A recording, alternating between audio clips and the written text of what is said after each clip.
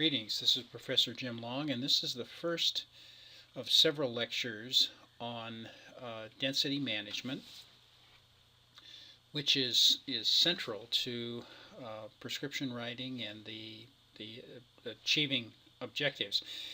And our focus is going to be at the stand level. So we have stand level objectives, which are assumed. We'll talk more about how you create those objectives and how you evaluate them. But it's absolutely true that stand level objectives have to be characterized in terms of composition and structure. Whether your objectives have to do directly with wildlife habitat or growing timber, whatever. I mean, we have to. Eventually, it has to get down to composition and structure.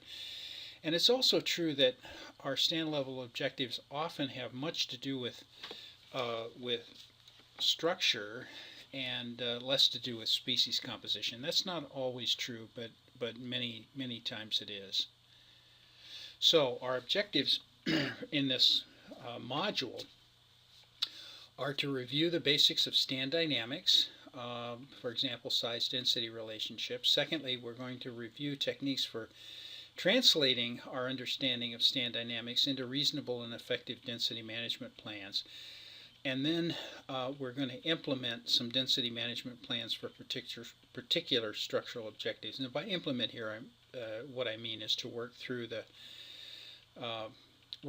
process so that we could, in fact, take that actually take it into the stand and go about implementing our density management. So, excuse me, we're going to start with stand dynamics, and what we'll go through here is stand development and site occupancy, and then we're going to segue from there into size density relationships and the concept of relative density, and then compare and contrast our understanding of individual tree growth and stand growth, and then finally apply all of that to actually doing density management. So we're going to use this cartoon of stand development, and it's a cartoon because it's a simplification and in some ways an oversimplification of stand development, but it has some important concepts, and we'll hang those on this simple model. So this is going to be our framework, and it will be important to us. Now, the assumptions of this graphical or cartoon model are that for the time being, we're going to assume that we're dealing with a single species. Now, that can change, and there are situations where obviously you have multi-species stands, and that may be in fact an objective, is to manage for multiple species. But for the time being, to keep things simple and streamlined, we're going to assume a single species, and we'll deal with what happens when we relax that assumption later. A second assumption is that we're dealing with an even-aged population. Again, there will be stands for which you have an uneven age structure, and you want to maintain that, and we'll deal with the implications of relaxing that assumption later. Now, certainly in this cartoon, when we get out here to this latter stage in stand development, we may have violated both of those assumptions. The regeneration that is coming in the understory may be a different species, may not be, but it certainly is a different age class than what we have in the overstory. But so we'll deal with that later. But for the first stages of the early stages of stand development in our stand, we're assuming a single species and an even-aged population, a single cohort. The third assumption has to do with homogeneity, and there are two elements of this. First of all, we're assuming that the site, the edaphic factors, the soil, for example, is uniform across this stand. That's a pretty basic assumption when we delineate stands. If you have a fundamental difference uh, in site factors across what you're tentatively delineating as a stand, you probably ought to revisit that. Maybe you have two stands, and you might need to split that up. But we're assuming homogeneity in site. And the second part of this homogeneity assumption is the distribution of stems. So we haven't got it's not real patchy and clumpy. We're assuming a fairly regular distribution of stems. Now, once again, as with single species and even aged, there will be times when we don't have that, and in fact, we may not want it. We have objectives that maybe we value heterogeneity in the distribution of stems, and we'll revisit this assumption later when we need to. Okay, so here's the cartoon, and some people actually name these stages, but we're just going to use letters. So we've got stage A, stage B, and so on. Yeah. And we'll go through those one at a time. Now, some of you may be familiar with, and if you're not, you're going to encounter this in your career, probably early in your career. People will refer to Oliver and Larson. It's a wonderful textbook on stand dynamics, and they actually apply names to the stages we have. So, for example, you see what we're calling in this module stage C. They call it stem exclusion. So this is associated with self-thinning. And then our stage E they call understory reinitiation. So these are completely analogous.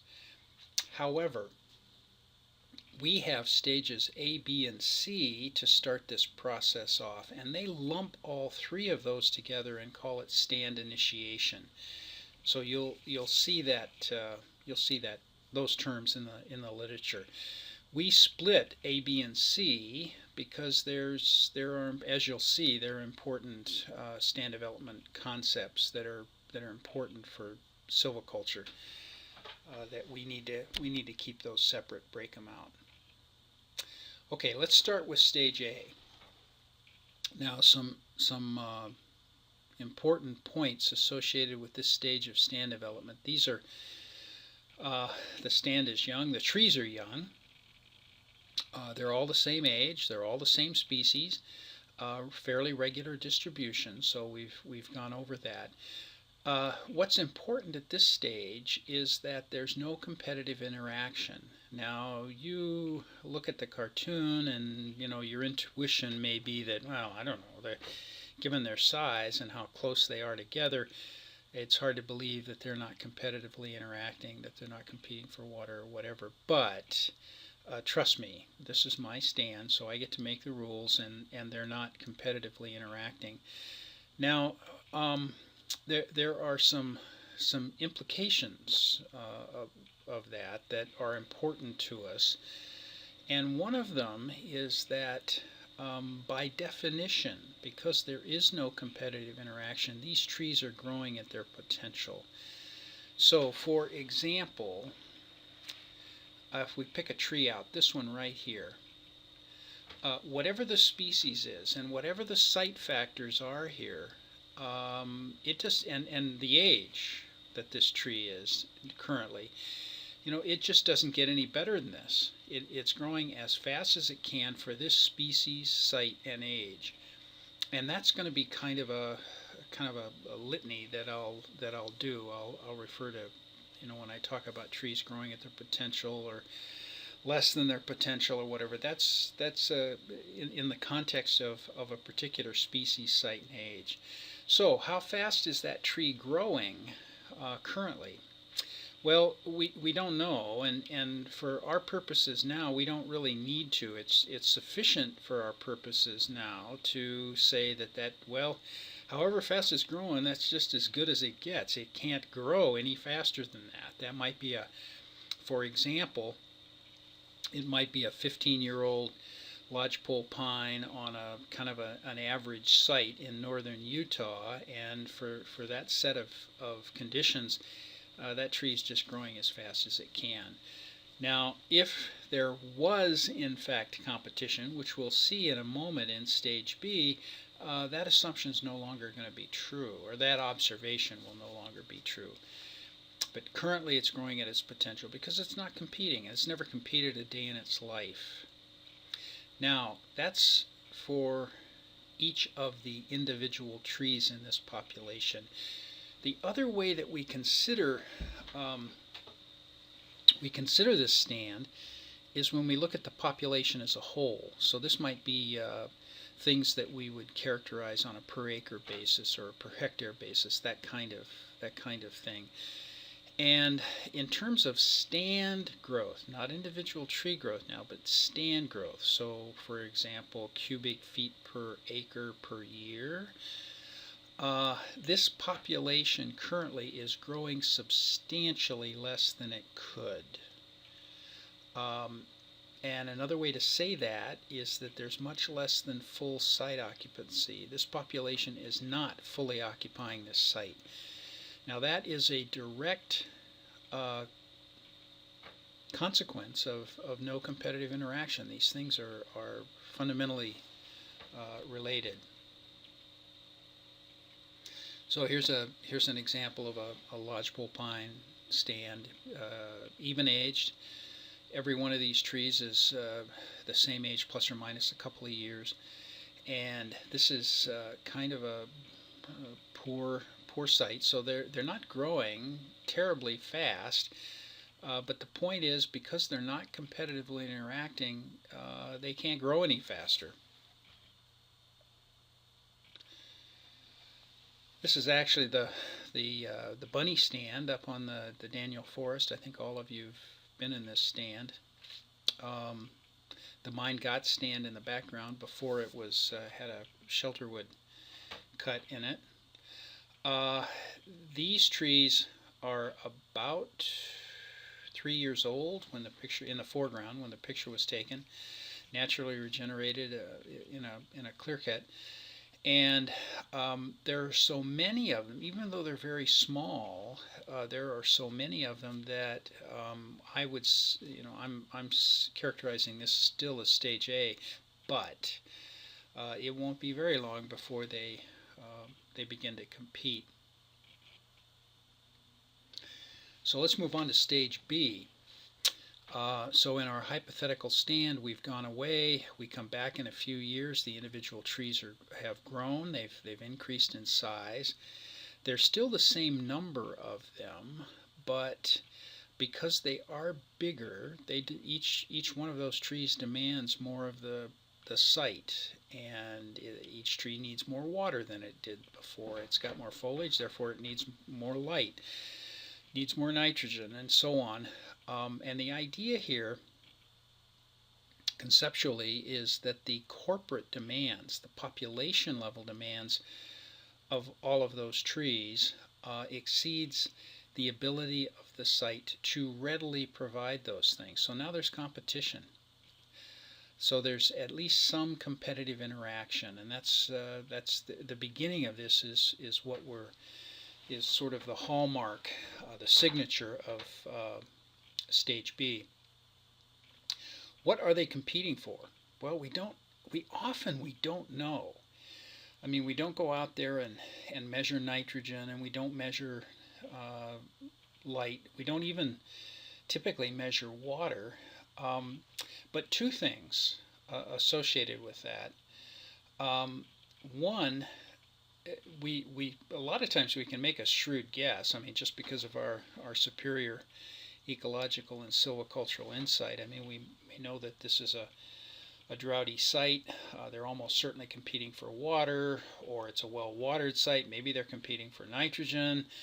we've got some indication that there may be a nitrogen deficiency. I mean, we can have some insight, but the punchline, the bottom line is that we don't actually, for our silvicultural purposes, we typically don't have to know what they're competing for, what it is that's strictly limiting growth. It's sufficient to our purposes that they are competing, and therefore they are growing at less than their potential. Okay, it's a big deal. Now, when we look at the population, the population is still, it's less than fully occupying this site. So the individual trees are growing at less than their potential now, but the stand is still growing at less than its potential.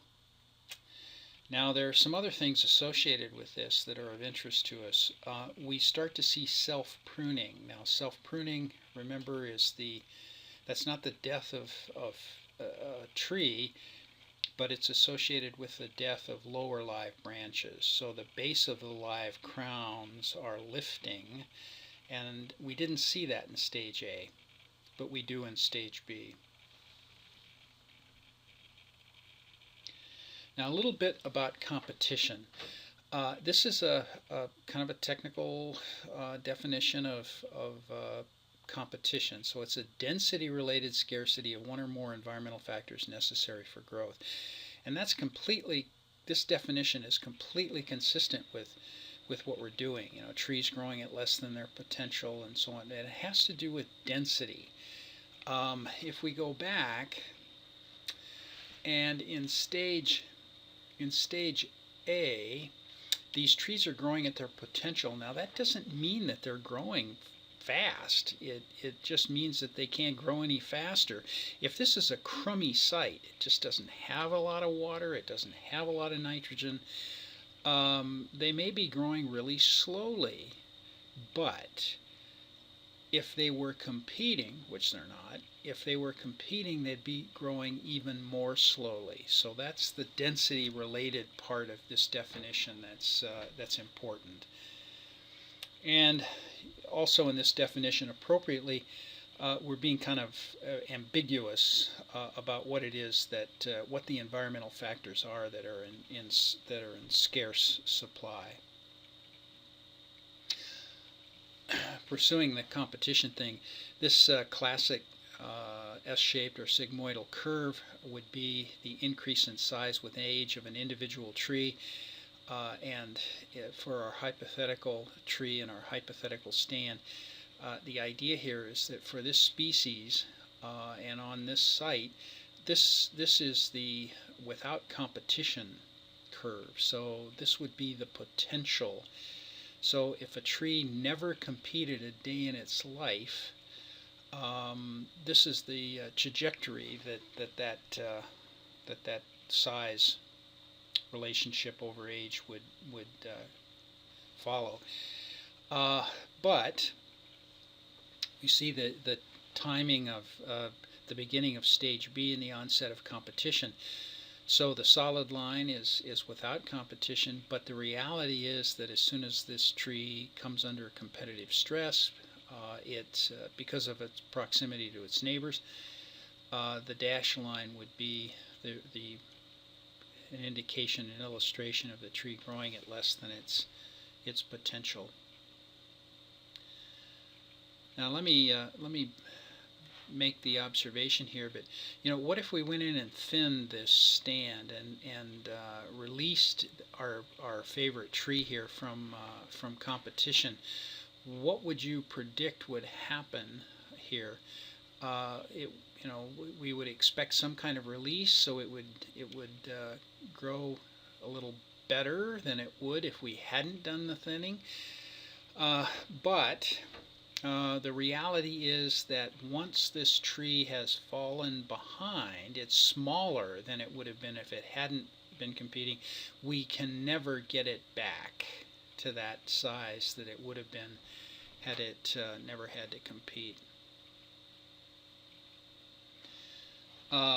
This is a cartoon, really a well-drawn cartoon from a Sitka spruce spacing trial in Ireland, and you can see the range of densities from a low of 320 stems per hectare, a little over 100 per acre, so very widely spaced, to a very dense, almost 3,000 stems per hectare, and after however many years that is, 20 or so, or 25, you can see what's illustrated here is a fundamental difference in the size of a tree, and that's because in the 320 stems per acre portion of this trial, they really have never had to compete very much, whereas in the very high density, the 2,900 stems per hectare, they began to compete fairly early, and the level of competitive stress actually has gotten to be pretty tough. Okay, moving on to stage C, we have the characterization here is a high level of competitive interaction. The trees are bigger than they were before, and they're making more demands individually. They're making more demands on the site. So they're actually growing now at much less than their potential. In stage B, they were growing at less than their potential. Now it's much less than their potential. The third bullet there is that what we're starting to see here is a fair amount. We probably got hints of it in stage B, but certainly here it's sort of right in your face that there's a fair amount of size differentiation. Early, at least in our hypothetical stand, the trees were in the population they were like peas in a pod. They were all about the same size. They had the same kind of crown. Now we're seeing differentiation. Some of them are falling behind. Competition. Everybody loses in a population that has the relative density where there's competition. But some lose more than others. I mean, some trees, because of genetics, because of microsite differences, maybe accidental damage early on, they just don't grow as well, and they start to fall behind. So there's size class differentiation. Also a lot more self-pruning. And now at a stand level, we have, for the first time, we have nearly, and I put nearly here, but basically we can think of this as full site occupancy.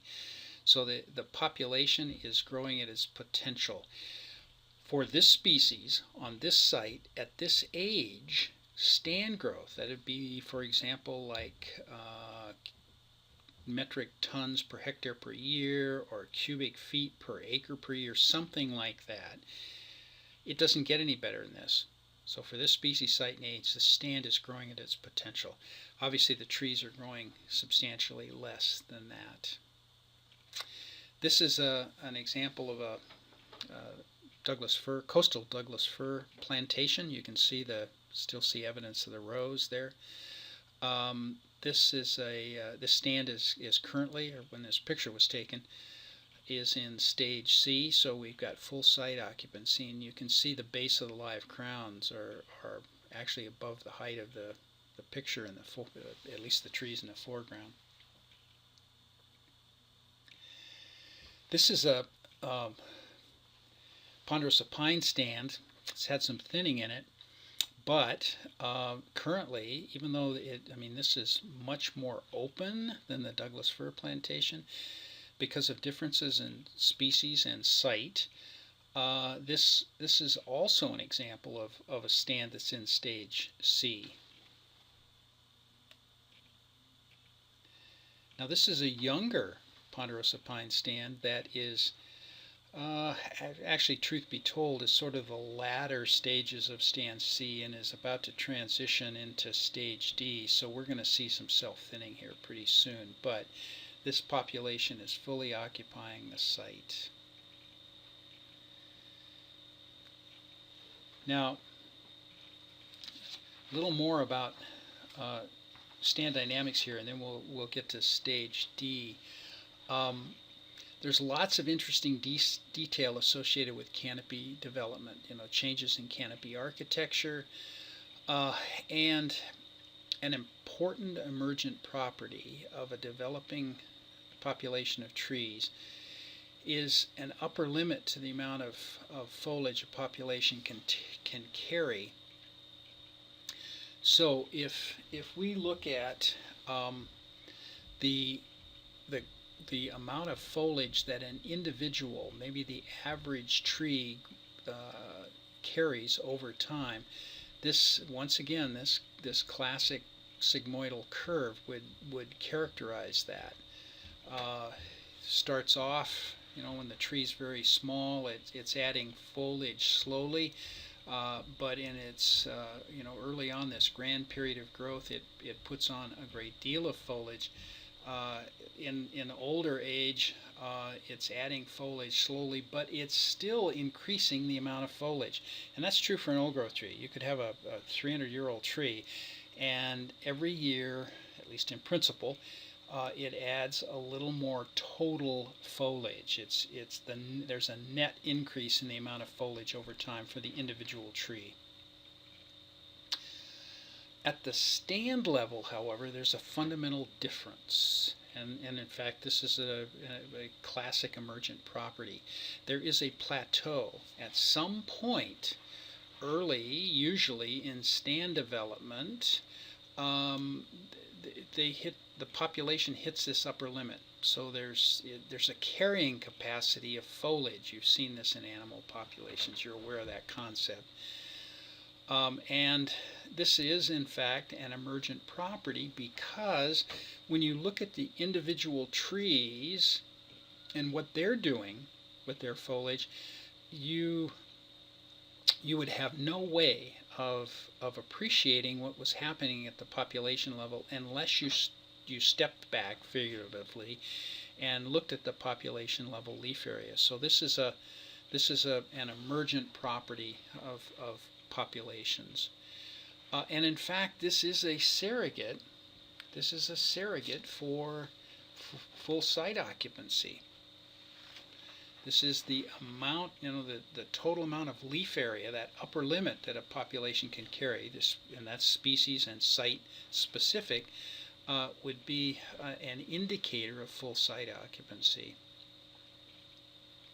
So that upper limit is species and site specific. That's a constant. These are two different pictures of two different lodgepole pine stands. They're actually up on the Daniel Forest, and they're both carrying about the same amount of, virtually the same total amount of leaf area. However, that constant amount of stand level leaf area or biomass can be carried on a few big trees or many small trees, and there are important implications of that silviculturally. It makes a big difference to us, and in some ways, even though we don't measure it directly, what we do when we design density management plans is we're really deciding how we want to distribute the total leaf area. Do we want it on a few relatively big trees? Do we want it on a whole bunch of smaller trees? And there are reasons why we might choose one or the other that we'll get into. Okay, so stage D. This is we see self-thinning, so density-related mortality, and this is the first time we've seen this. We might have actually had a tree die in stages A, B, or C, but it wouldn't have had anything to do with competition. It wouldn't have had anything to do with density. It wouldn't be density-related mortality.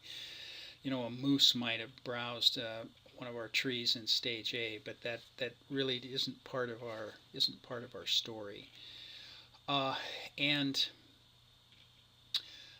there's a very high level of competitive interaction, so lots of competitive stress. The trees are growing at much less than their potential, but on the other side of the coin, there's a high degree of site occupancy. The population's capturing the growth potential of the site. Now, we're going to talk about net primary production versus gross here in a minute. But before we do that, let me go back to the density-related mortality. You know, what is it? This tree right here that just died. You know, bad things happen to good trees. And that tree fell behind, and eventually, well, it just recently died. Why? What killed it? We don't know. Oftentimes we can look at a tree, we can make a guess as to what killed it. You know, maybe it was an insect defoliator. You know, maybe we've got spruce budworm in this stand. Maybe it was drought. Whatever. The point is that whatever actually killed that tree, it was set up because of competitive stress. It was made susceptible to whatever it was that actually killed it. So that's why we say density-related mortality, not density mortality. You know, high density doesn't kill trees. It's what the high density does to their vigor that makes them susceptible to any number of things. Here's two different kind of following on the lodgepole pine example. These are two examples of stage D lodgepole pine stands. So a lot of self-thinning going on here. This is an Engelmann spruce subalpine fir stand,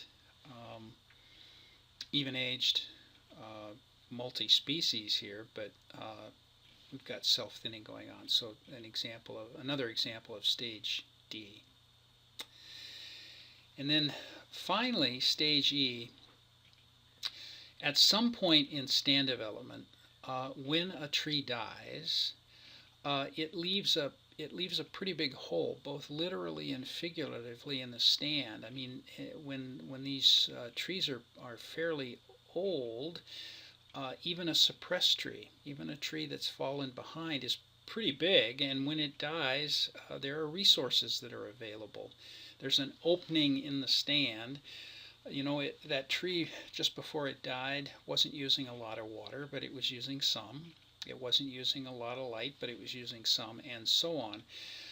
So there's a hole. There are newly available resources, and the point is that unlike stage D, when a tree died, the residual trees rapidly recapture those resources. It doesn't take them very long to do that. They expand their crowns, they expand their root systems, and the stand is back to fully occupying the site.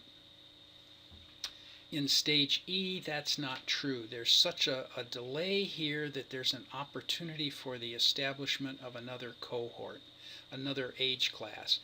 So we have changed from the heterogeneity, the homogeneity assumption. We're relaxing that here. We're relaxing the even-aged assumption.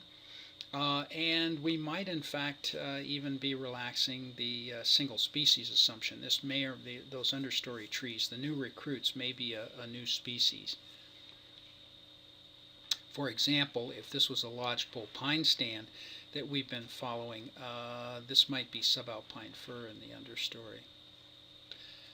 That brings us, well, let me show you a couple of examples, and then we'll wrap this first lecture up. This is a ponderosa pine stand down on the north rim of this is the North Kaibab National Forest, and this is an uneven age stand. This is a stage E kind of stand, but it's almost entirely ponderosa pine. So we've got ponderosa pine in the overstory and in the understory. This is an aspen stand, aspen-dominated stand in the overstory, but we're transitioning into have transitioned into stage E, and in this case it's Abies concolor, white fir, that's coming in the understory. So we will stop here, and in lecture 2 we'll review we'll quickly review the basic concepts from our stand dynamics model, the cartoon stages A, B, C, D, and E, and then move on to size density relationships.